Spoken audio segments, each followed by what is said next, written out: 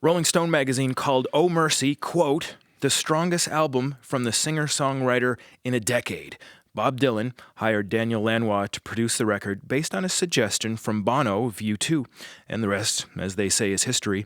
Well, this week, Daniel Lanois has joined me in the studio to reflect on some of the most memorable albums he's produced. And this week, he'll be inducted into the Canadian Music Industry Hall of Fame. And it is certainly my pleasure to welcome Daniel Lanois back into the Radio 2 Drive studio. Very nice to be here with you today. Now, you interrupted working on your own album, Acadie, to work with Bob Dylan on his record. So what did it mean to you to have a chance to work with him? Well, to have a chance to work with one of the national treasures of America was a big thrill for me, as a Canadian kid. As it turns out, Bob was on the road at the time, and I had a studio set up in New Orleans because I was recording the Neville Brothers. We made a record called Yellow Moon, a very, very good and strong record. Bob stopped in. We played him a couple of tracks, and he was really excited about what was going on because we had created our own environment in this whole funky place on St. Charles in New Orleans. And we had recorded two of his songs.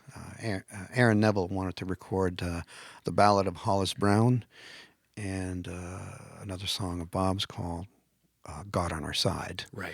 And I played Bob these two songs, and he was a bit quiet.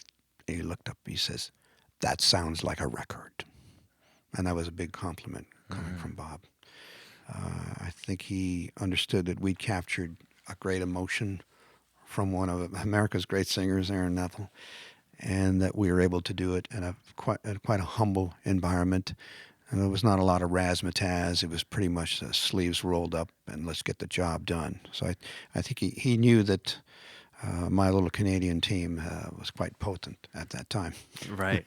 So when he stopped by the studio there in New Orleans during the recording of the Neville Brothers record, were you meeting him for the first time then, or had you met before? That was the first time I met Bob. Was in New Orleans. That's right. Yeah. It must have been a great thrill. You're often praised for your ability to bring out the best in an artist. So I'm wondering how you went about that with somebody like Bob Dylan. I mean, an icon who had already been in the business for about 30 years at that point. I mean, I can't help but wonder if there was any sort of sense of intimidation, or was it more just like you said, well, look, we've got a job to do here. I'm going to roll up my sleeves and just get busy. Oh, I'm intimidated every day of my life. Right. I'm a very insecure person. The milkman comes to the door, should there be such a person left on the planet, Right. And I get intimidated. Right, okay. Shall I take the 2% or the whole? But Bob certainly recognized that we were committed. Right. And it's hard to come by. To be committed to, I wouldn't wish it upon anyone, but I'm very committed, and I live and breathe my work, and I think Bob really felt that we had built something for the Neville Brothers. When he visited us in New Orleans, we had actually built a studio for the brothers. This was not just a generic studio down the street. We'd rented a building. I brought in my Canadian team. I bought the equipment for the project. It was designed for the Neville Brothers because I loved them and I wanted to make a masterpiece with them. And Bob felt that when he came in. And I think he just decided that these people are a motherlode of sorts, and I think I'm happy to be operating to jump on their train, Lanois' train, for a while. Yeah, right. And he agreed. I said, let's huddle up in the spring. I said, I'll look after everything. I'll get a building. I'll put a nice little band together, all the equipment, instruments. Just turn up with your songs, and that's what he did. He just turned up with pieces of paper, and we got on with the record. The Neville Brothers lived just down the street, so at any time we could bring in me and Willie Green on the drums, and whoever else, maybe Cyril would come in and sing some backups or play the congas and so on.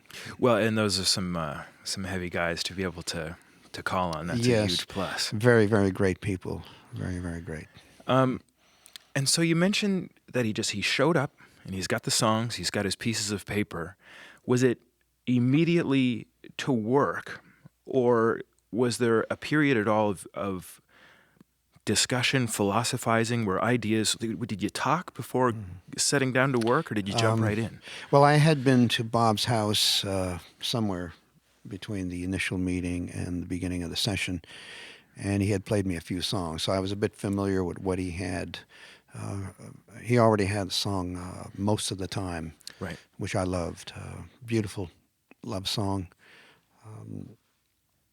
I think it goes, most of the time I'm clear focused all around. Most of the time I can keep both feet on the ground. I can handle whatever I stumble upon. I don't even notice she's gone most of the time. So, and I thought that was a very tender way of looking at love and looking at missing somebody.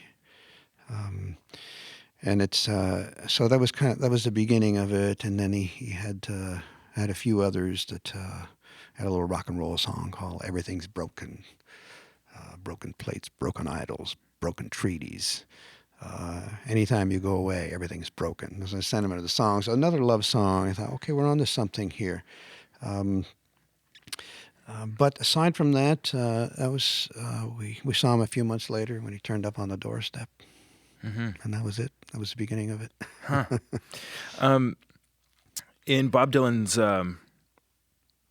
autobiographical work, we'll call it, he wrote that the sessions for "Oh Mercy" were difficult at times, and that he wasn't always happy with the results. But then the reviews were overwhelmingly positive, and clearly it all worked out very nicely in the end. So I'm curious to know what sort of challenges you ran into along the way, and how they were dealt with, and if dealing with them was easy or difficult.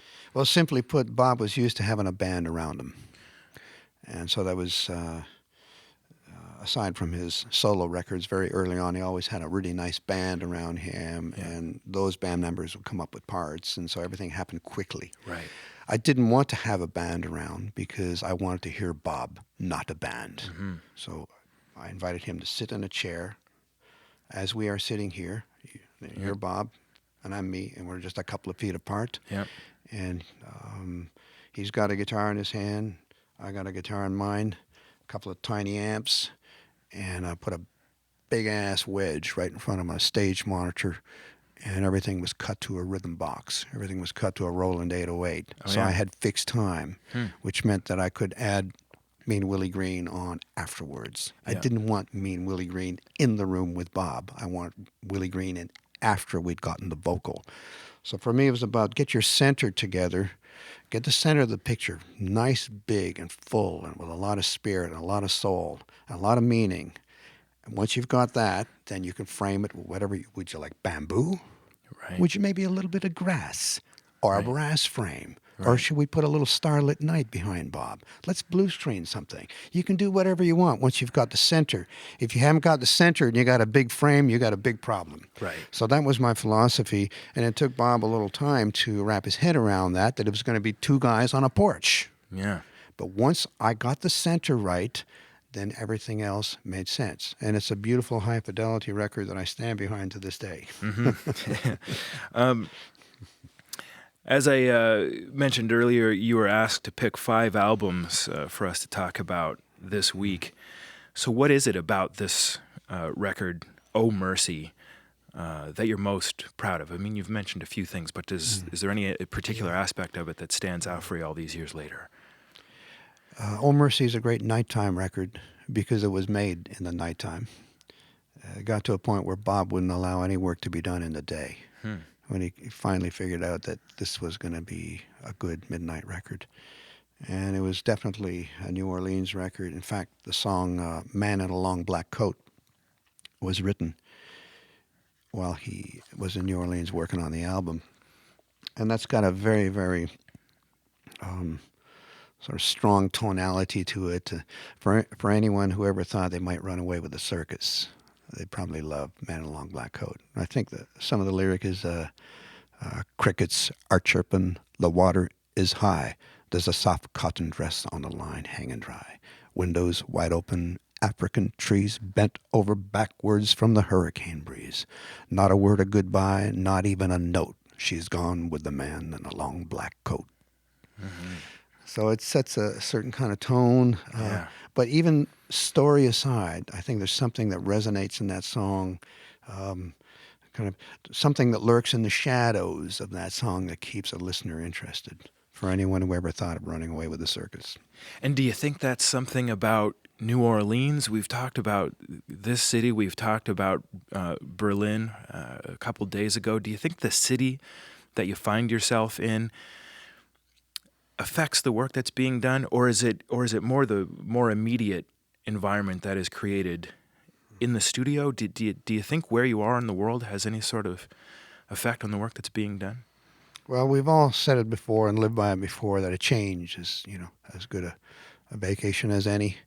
And, a different geographical location certainly provides you with a change and, excitement for a while. And it's not to suggest that that environment has to make its way into the music stylistically. We might go to Brazil to make a record. Doesn't mean to say we have to be Brazilian. Right? We'd want to be in Brazil maybe to get away from our rotten kids, for Right. example, or Right. or to not receive the usual phone calls and not to be looking at the same coffee shop. So change of scenery might suit someone that's written a new body of work.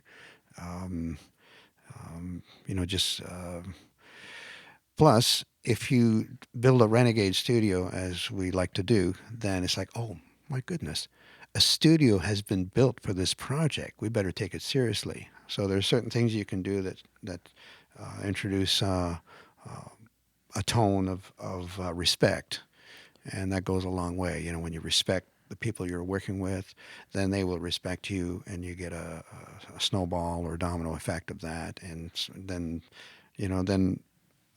artwork will reach a paradigm. Mm-hmm. Mm-hmm. The iconic record producer and artist Daniel Lanois has been my guest in the studio. Today we were talking about Bob Dylan's 1989 record, Oh Mercy, an album that many dubbed a comeback album for Bob Dylan.